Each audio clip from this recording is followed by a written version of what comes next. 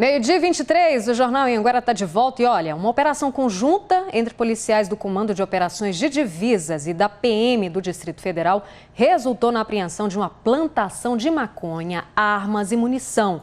Danilo Moreira está ao vivo com a gente. Danilo, como é que os policiais conseguiram chegar até todo esse material que foi apreendido? Boa tarde para você.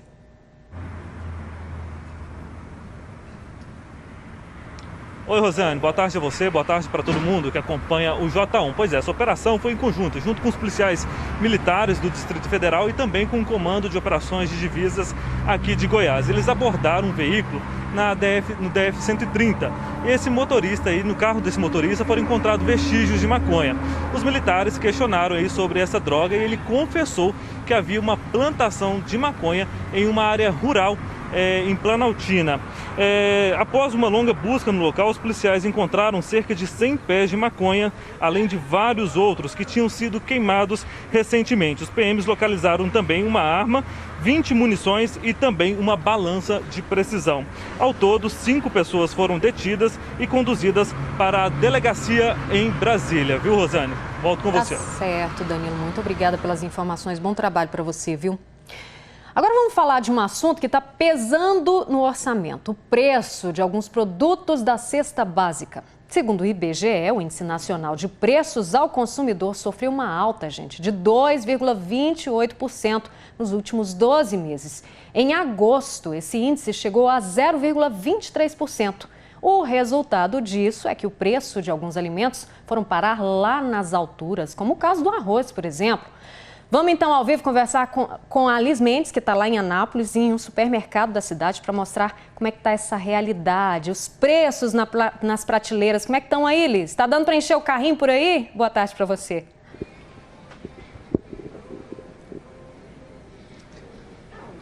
Oi, Rosane, boa tarde para você também, boa tarde para todo mundo que está assistindo a gente. Olha, vai ser meio complicado, a gente está aqui justamente ao lado da gôndola do vilão do momento, né? Que é o arroz, esse saco de 5 quilos, aqui a gente encontrou por R$ 22,99. E as pessoas que estão passando por aqui, Rosane, vendo essa variação de preço aí nos sacos, elas não estão muito satisfeitas não, viu? Tem muita gente reclamando porque não dá para entender, né? Como você falou, o percentual de aumento foi 2,28, só que no caso do arroz, por exemplo, subiu mais de R$ 5,00, da carne quase 10, e é sobre esse assunto que a gente vai conversar com o economista Márcio Dourado, que vai explicar pra gente, mas como é que funciona esse cálculo, por que o percentual é baixo, mas o preço no bolso é bem elevado. Boa tarde para você.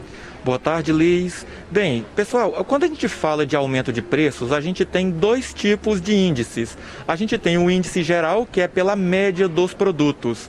Então, esse índice geral, que a gente vê no Jornal Nacional, a gente vê passando 2, alguma coisa, parece ser muito baixo. A gente olha, o arroz subiu 25%, a carne subiu 30%, porque a inflação medida, ela faz uma média dos diferentes produtos. Então, enquanto um produto teve um grande aumento, outro ficou estável ou até baixou de preço. Isso faz com que a média geral seja baixa. E, infelizmente, Liz, o nosso salário, o salário mínimo, o salário das pessoas, ele é reajustado por essa média.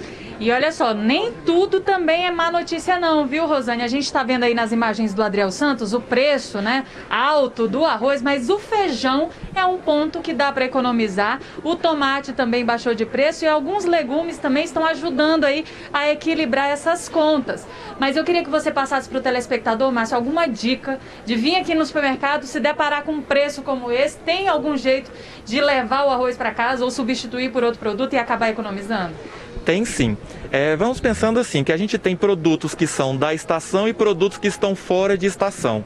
Como a média aí foi tão baixa de aumento de preços e certas coisas subiram bastante e outras diminuíram, é tentar substituir produtos que estão mais altos, seja por causa do dólar, por causa de algumas coisas que estão aliadas a isso, por produtos que sejam mais da estação. Então você deixa de consumir coisas que não estão na época da sua safra para consumir coisas que estão nessa época de safra. Grande problema. Tem coisas que não dá para deixar de consumir tanto assim, como o arroz está na mesa do brasileiro todo dia. Aí a dica é bater perna e ir atrás das melhores promoções e buscar aí nessa concorrência conseguir o melhor preço diante dessa alta. Márcio, muito obrigada pelos esclarecimentos. Só uma informação a mais aqui para o nosso telespectador. O Márcio estava contando para a gente que essa alta no preço do arroz tem a ver com o clima por conta de uma seca severa lá no sul. E aí os preços elevaram, viu, Rosane? Que difícil, né, Liz? Muito obrigada aí pela sua participação. Difícil, né, gente? Ficar sem comer arroz. Falou lá de a gente fazer substituições, mas é complicado. Deixa eu até deixar aqui uma participação aqui da Margarida de Goianésia, que ela está dizendo que lá em Goianésia o preço do arroz também está absurdo, viu? Subiu de 18 para R$ 24,90. Hoje o mais barato que ela achou foi R$ 17,90. Você achou até barato, viu, Margarida? Tem que bater perna mesmo. Complicado. Tá em busca de recolocação no mercado de trabalho?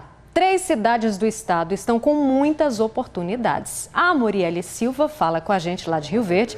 A gente lembra que a Moriele está sem máscara porque está protegidinha lá na casa dela, né, Moriele? Boa tarde para você. Justamente, Rosane, boa tarde para você e para todos que nos assistem. Então, atenção que vem notícia boa. Se você está precisando de emprego, fique ligado nessas oportunidades. Eu vou começar aqui por Rio Verde. Olha só, tem vaga para mecânico industrial, motorista carreteiro, auxiliar de mecânico, auxiliar de vidraceiro. Tem também vaga para pintor de automóveis e funileiro de veículos. Olha só, o Cine aqui de Rio Verde está funcionando com agendamento pelo site vaptvupt.goias.gov.br. Aí também tem um telefone para contato, é o 64 3620 2062. Ainda aqui na região sudoeste, tem vaga também para você que está em Jataí. Tem vaga para motorista carreteiro, para operador de pedágio, para pedreiro, servente de pedreiro, também para ajudante de obras, para chapeiro e para eletricista de instalações. Para você ter mais informações sobre essas vagas de Jataí, é só entrar no site gov.br, é só isso mesmo o site, viu? É só fazer o seu cadastro. Lá em Jataí o Cine está funcionando só com horário agendado por conta da pandemia.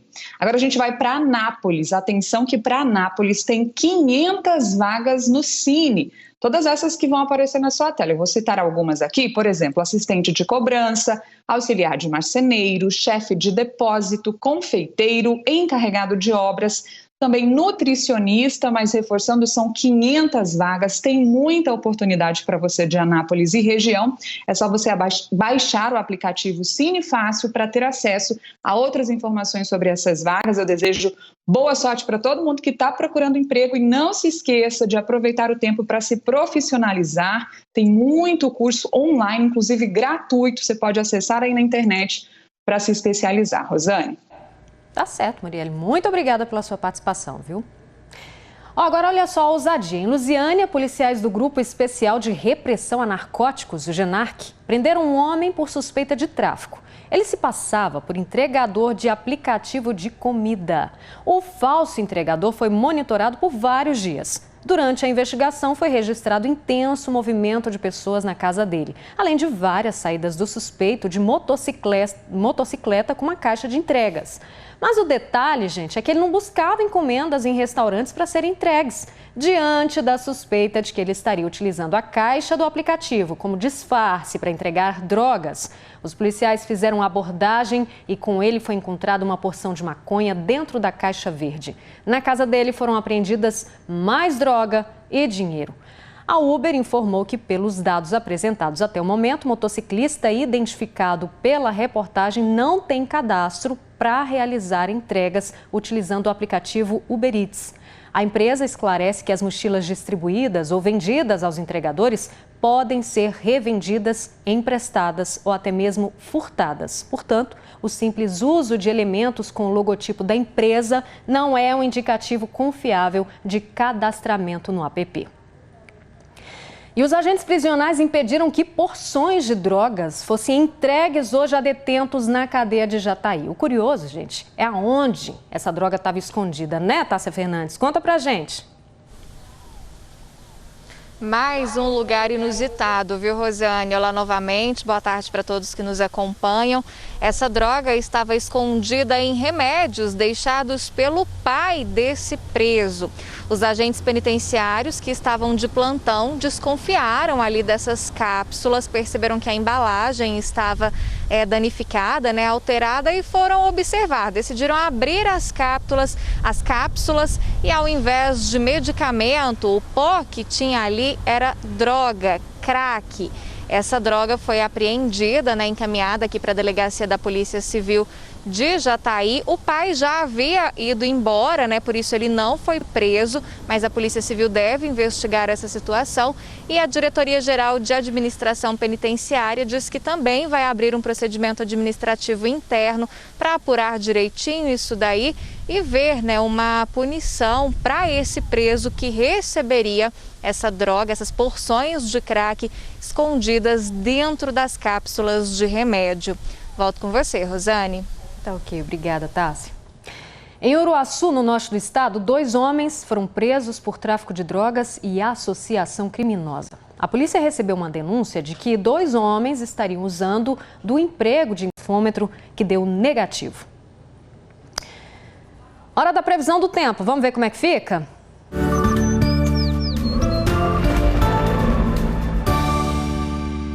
Quarta-feira de sol em todas as regiões do estado. No norte, máxima de 36. O oeste registra 37 graus, a maior máxima para hoje no interior de Goiás.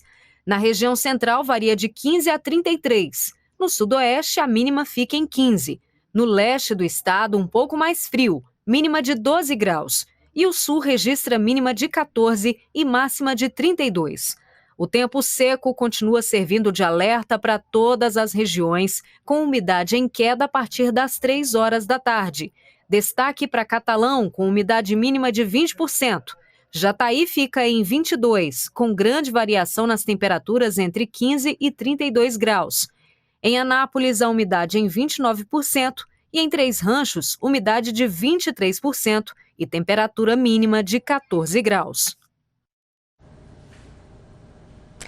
Vamos até Rio Verde, no sudoeste do estado, porque começou um período que tem enchido os olhos de beleza.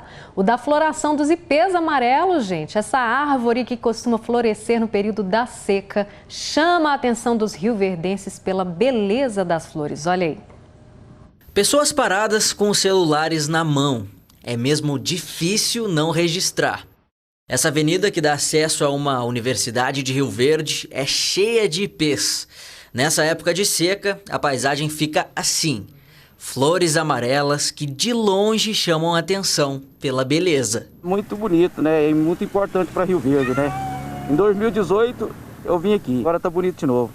O show dos ipês acontece nessa época há 31 anos, desde que as árvores foram plantadas lá em 1989. E quem quer tirar foto com elas assim, bonitas, tem que se apressar. O período de floração dura em média 7 dias. E é esse o período que as pessoas têm para vir e registrar. O Arício dá aula na universidade há 18 anos. Mesmo assim, sempre que essa época chega, lá tá ele para fotografar. E até fazer comparação com os anos anteriores. Quando chega o final do mês de julho, início de agosto, a gente já fica, como vai ser a floragem esse ano, se vai ser novamente aquele espetáculo. E a natureza é muito sábia, e todos os anos da mesma forma. As árvores ipê podem atingir até 30 metros de altura. São mais comuns nas regiões tropicais do Brasil. No Cerrado, são encontradas com flores de várias cores diferentes. Elas vêm com a floração amarela, a floração rosa, a floração roxa e a floração branca. Mas nós ainda temos o ipê verde. A árvore que presenteia os rioverdenses por cerca de 7 dias todo ano virou ponto de parada. Em 2020, restam poucos dias de espetáculo. Eu falo que é uma árvore, ela é uma majestade. A gente sempre para tirar uma foto. Então, realmente, as pessoas elas começaram a ver nessas árvores um cartão postal da cidade. Em tempos difíceis, nós estamos aqui sem os nossos alunos presencialmente, mas a natureza ela continua a nos dar um recado, de beleza e de um lugar lindo, um lugar maravilhoso. E o tanto que é bonito quando as flores forram ali o chão. Lindo, né? Um homem de 45 anos ficou ferido depois que o carro em que ele estava capotou na BR-040. Danilo Moreira está de volta de Lusiânia, conversou com a equipe dos bombeiros que fez esse socorro. Danilo, e eu te pergunto, essa história terminou bem, né? Tá tudo bem por aí?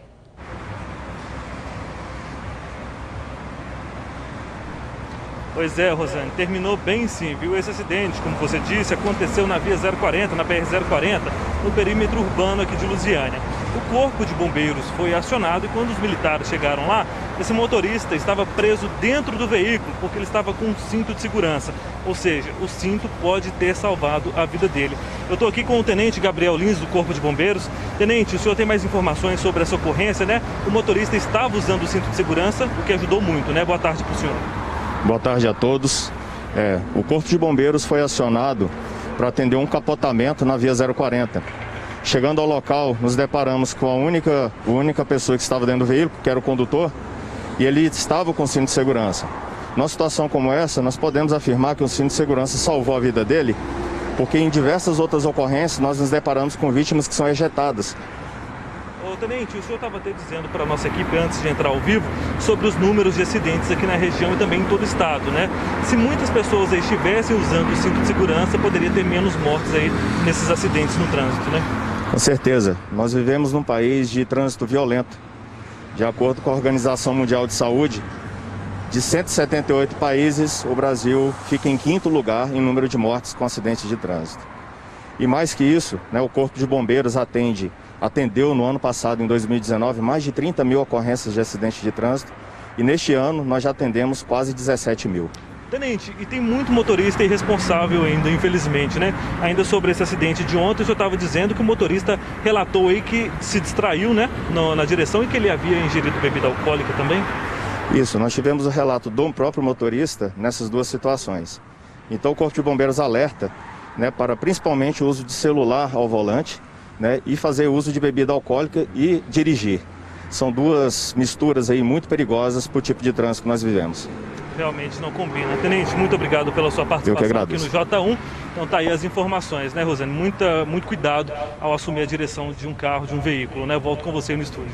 Pois é, e vamos reforçar, né, gente, a importância de usar o cinto de segurança, que foi o que garantiu ali realmente a segurança desse motorista. Lá em Rio Verde, a Polícia Civil apreendeu um adolescente de 15 anos suspeito de homicídio. Assunto para o Arildo Palermo, que já está aqui a postos esperando para conversar com a gente. Arildo, esse crime foi recente? Foi quando? Tem a data dele aí? Boa tarde. Oi, Rosane, boa tarde a você e a todos que nos acompanham. Esse crime aconteceu no último domingo aqui em Rio Verde. A vítima, Matheus Bauer Ferreira, de 18 anos, foi atingido com pelo menos 4 tiros. Ele chegou a ser atendido, mas não resistiu aos ferimentos e acabou aí morrendo. Essa vítima, né, de 18 anos, já tinha sido vítima de tentativa de homicídio por uma outra pessoa recentemente. Por isso, ele estava em casa se recuperando. O principal suspeito pela autoria desse homicídio é um jovem de 15 anos. E olha só o que ele alegou. Ele disse que a motivação teria sido uma briga, um desentendimento com esse jovem de 18 anos e por isso ele resolveu dar os tiros, né, nesse jovem. E esse adolescente de 15 anos já tinha antecedentes criminais. Vamos ver o que falou o delegado responsável pelo caso. Ele gravou um vídeo para a nossa equipe. Olha só. E foi possível a apreensão de um adolescente de apenas 15 anos que já tinha alguns antecedentes criminais pela prática desse grave crime de homicídio contra um outro adolescente de 18 anos. A Polícia Civil agora prossegue com as investigações, objetivando trazer aos autos de investigação todos os detalhes, apresentando ao final a conclusão ao Poder Judiciário e ao Ministério Público. Pois é, Rosane, esse jovem de 15 anos, né, o principal suspeito, ele vai responder por homicídio doloso qualificado. E é isso que impressiona, né? Apenas 15 anos de idade, já tinha antecedentes criminais e vai responder por um crime tão grave, né, quanto o homicídio doloso qualificado. Impressionante. Rosane, com você no estúdio. Pois é, um motivo absurdo, né? Obrigada, Arildo. A seguir, a gente fala do caso da extorsão contra o padre Robson de Oliveira, que resultou numa grande operação que apura fraudes no dinheiro doado por fiéis à Associação Filhos do Pai Eterno. Quem chega para chamar o intervalo é a Amandinha de Anápolis. Roda aí! Eu sou a Amandinha, gosto mais chá. Chora, me espera, volta chá.